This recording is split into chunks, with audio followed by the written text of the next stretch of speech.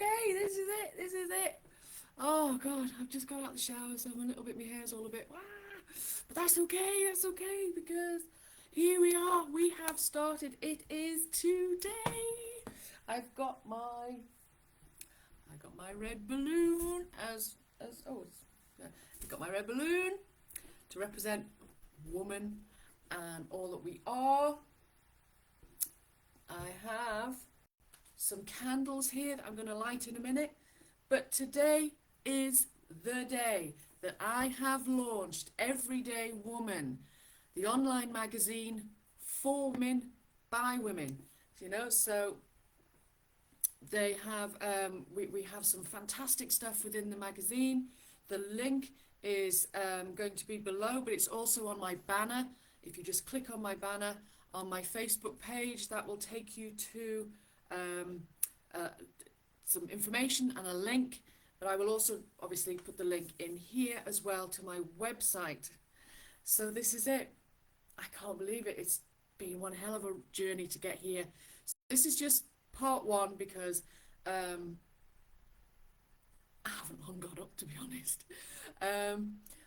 So I'm going to just tell everyone about it today.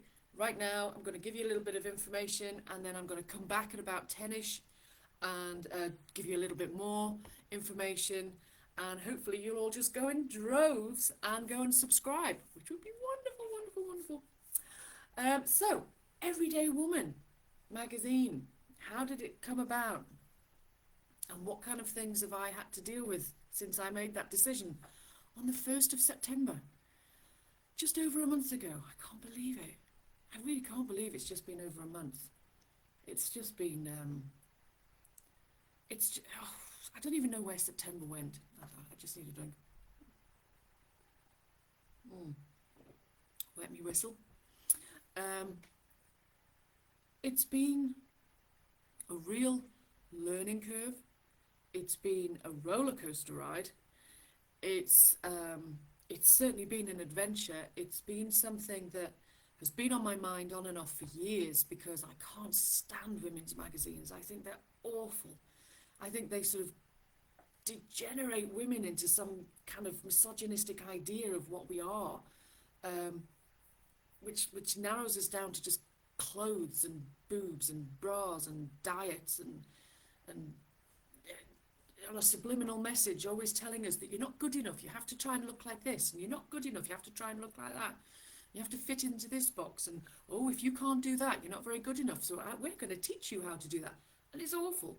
I just think that's just women have sort of been monitored and sort of marginalized and put into this tiny little box, always with this subliminal message: you're not good enough, you're not thin enough, you're not fat enough, you haven't got big enough boobs, you've got too small boobs, you got, your hair colour's not right, your eyes aren't right, your skin's not right. It's just a constant barrage of crap to telling us that we are less than what we are, and it's all, oh, I just find it so soul destroying. I don't know how any woman could read one of these women magazines. Um, it's the same on TV. It's the same on social media. It's the same on, well, wherever you go. Women are sort of bombarded with, you're crap. You're less than what you are. You need a man to look after you. You need a man to save you, apparently. You need to look like this. If you don't look like this, you're not good enough. It's just a constant barrage of subliminal messages, or outright telling you, really. And you find it on morning TVs, and I don't even watch TV and stuff like that. But so instead, I decided that one day I would write my own magazine, and it would be different. It would be things that I think interests the everyday woman. I want to write articles that offer debate, that sort of get you thinking, that get you questioning. Why have I allowed someone to treat me like that all my life? Or why have I thought that? Why have I thought that I am less than what I am? Why? Because a misogynistic, patriarchal world has told you that you are. So I decided to write articles about what interests me, you know, because I'm an everyday woman, and I've had two beautiful, beautiful contributors in the first issue from everyday women. A beautiful soul called Una and another beautiful soul called Ella. And I am ever so grateful to them for their contributions. We have a book review in there, not mine, none of mine. That would just be too much. But if anyone wants to review my books, then that's absolutely fine. You know, that would be lovely. But no, we have a book review in there. We have every month I want to do a women's history. I want us to remember what women have achieved. You know, there are so many things that I was brought up with as a little girl, being told that, oh, men invented this. Well, they didn't. They invented things on the back of women, what women did, or women weren't even mentioned. You know, when you really start delving into the history of men and women, it's quite an eye-opener. And this isn't, and I had someone ask me this the other day about, is this a man-hating magazine? I said, no, no, no. This really isn't what it's about. This is about women finding their equality. This is about women raising the bar and stop being where we've been kept for such a long time. I mean, I've been married for 33 years and I'm happily married. I love men. I love decent men. I love men who respect. I love men who are men. I love men who remember who they are and who have the self-respect that they deserve. You know, we need men and women in this world to survive. And it's about time that women remembered that. Women remembered we're equal. Women remembered that without us, there is nothing. We are the creators. And we need men. We need men for that. This is about for women, by women. This is about women remembering who they are. We're not a costume to wear. We are not something for a man's fetish or their mental health. We are women. No man can ever understand what a woman is. He can pretend all he likes. He can put on the costume and the makeup and the hair and the wig or whatever. And it's always sexy fetish stuff, isn't it? But he can never be a woman. A woman is such a profound, beautiful being. And for me, it's important that I wrote something that women can identify with and remember who they are. So we have lots and lots of things that are going to be in there on a monthly basis. As I say, the women's history, we're going to have book reviews, we're going to have a grief corner. And I invite anybody who's dealing with any kind of grief or trauma, if they would like a chance for their issue to be looked at and answered within the magazine, then to send them to, I'll put all the links in the comments. I've actually, you know, we've started with that already. That's all in issue 1, which you can read for free. I think I forgot to mention that at the beginning. So issue 1 is absolutely free. You can sign up and opt in to read it for free as a PDF, which you can download yourself, or, which I found really, really interesting, we learned how to make a flip book. So it actually looks like a magazine that you're sort of just flipping through, you know, instead of scrolling down. And I just think personally that I thought it was much better. And I have to say, at this point, a huge, huge thank you to an amazing, amazing man called Carl, who has stood by me for the last 5 weeks as we tried to navigate the world of putting a magazine together. I put the magazine together. I wrote a lot of it, and as I say, we had beautiful contributors, but the computer side of things, I was completely lost. And without Carl, I probably would still be staring at the screen dribbling, because I had no idea what I was doing. And the pair of us learnt together. So we learnt that for us at this point, it was impossible to put everything onto my website. Trying to learn how to put subscription buttons on, trying to learn how to work out contributions and how to take money and how to automations and stuff like that was just way too much for the time frame that we had, because we really wanted to get it out by the 1st of October. But as you can see, we're a couple of days late, which I'll come to in a minute.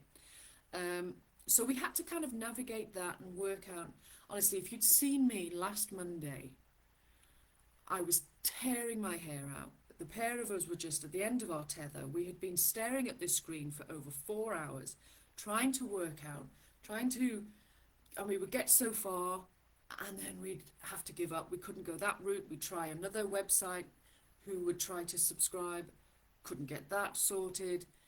It was just one thing after another, one thing after another. And then eventually, you know, I just had to ask the universe, okay, how am I supposed to do this? You know, and they said, Paula, just go back to what you know. Keep it simple. It's not always about trying to find the cheapest. Sometimes you have to just raise the bar and go with what you already know. So that's what I've had to do, which obviously had a knock-on effect. And I had to work with that over the last week as to whether or not I wanted that to happen. So originally I was advertising the magazine for £3 a month, which I think is fairly reasonable. But because I've now had to go a certain route and to make sure that none of the admin and all the taxes and all the VAT and all that kind of thing doesn't knock on to the subscribers, I've had to add on an extra 33p, which I kind of, you know, it kind of fit into what the magazine's about. So it's now £3.33, 333. And I do mention that if you're on my email list, you will be getting a load of emails coming through to help you. There'll be some advice in there. There'll be some self-help stuff in there. And there's also going to be a freebie. So if you're not on my email list, let me know, and I will get you on there, and I will get you onto the... once you start subscribing, you should get all the bits and pieces, and you should get the freebie eventually in a couple of weeks. What else was that? Yeah, so the reason we're a little bit late was one of those things is because last week we just could not work out how to put the subscriptions up. And we had to go back to Gumroad, which we both know fairly well. I've got my online courses up there, but it was one of the most expensive, and and that's part of the problem. I didn't want that to have a knock-on effect to subscribers. And people kept saying to me, Paula, if it's a decent magazine, people will pay £4 or £5, you know, per issue. And that may become something that happens in the future. But right now, I wanted to make it as accessible as possible to every woman, because this is about everyday women. So that's what I wanted to do. So that's what we did. That's what we were doing all last week and all this week and all the way up to yesterday. We were just double checking. We triple checked everything. If it hasn't worked, I don't know where we've gone wrong. So if anything is not happening, if you're not able to access the subscription, if you're not able to access the freebie, if for whatever reason you haven't had the email to give you the password, then I need to know. So let me know. The other reason we had to delay just a little bit was because we had a death in the family, and my husband's mother died almost a week ago, last Friday. And so out of respect, obviously, we've tried to juggle a few things, and so that I was looking after my husband and my family at the same time as trying to get this out. And it became a very stressful, quite a stressful time, actually. I mean, I haven't really slept much over the last week. On top of that, last Saturday I was holding a day of song with the beautiful Bruce, and so this was the day after we found out she died, so I was trying to keep it together for my daughter, and so that we could hold this day of song, which we'd organised for months, 5 months. We had 29 beautiful souls there, and we raised some money for a local charity that rescues cats and kittens. And then what always happens, we've had all this stress and of putting on the magazine, and then I held a beautiful space last night for the Hollywell Sisterhood group, the Circle of the Goddess, where we use sound healing, where we learn, we hold space for each other, and that's a monthly thing. So if anyone is interested in that, that's a Hollywell on the first Thursday of every month. And so, you know, I'm exhausted, but I was ready to hold that space, and as it was a beautiful healing for me as well. So I always trust the universe that if something is meant to happen, it will happen, and you've just got to flow with it. So the other thing that's going on is I was supposed to go to Scotland today, later on today, but because of some storm that apparently is on its way, they've cancelled all the ferries to the Scottish island that I was actually going to. So that's all up in the air. We had to do a lot of rescheduling yesterday. We had to try and find, make sure that we could find a hotel that was going to allow us to stay over and stuff like that. So that's all sort of changed ever so slightly. And I've woken up this morning and there's no storm. It's as calm as you like out here, but I don't know, it could change in the next few hours. Who knows? So that's all sort of all come at once, all very stressful, all very, but sometimes, you know, Morton and I were lying in bed last night. We said, you know what? It's funny how we're just flowing with it. We're just okay with it. It's just going to happen to what happens, and that's just the way it is.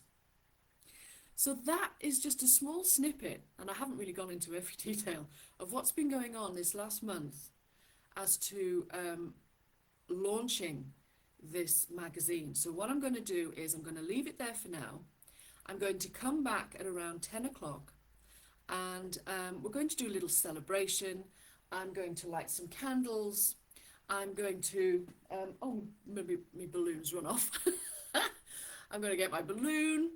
And what I'm also going to do is I'm drawn to doing a bit of an angel card reading as well. So I'm going to do that and see what it says about, I don't know, see if the angels can give me some guidance as to how to move forward. And let's just see what happens. So if you want to join me later on at about 10, 10:15, something like that, I'll see you later for part 2 for Everyday Woman magazine launch. And I might even get some breakfast because I'm drinking cinnamon and I forgot what they're called now. Anyway, some kind of water tea. Cloves, that was it. Cinnamon and cloves tea at the minute, just to try and wake me up. So I'll see you in just over an hour. All right. Thank you for joining me this morning. I hope I made your breakfast interesting. I'll put the links in the comments. See you soon. See you later.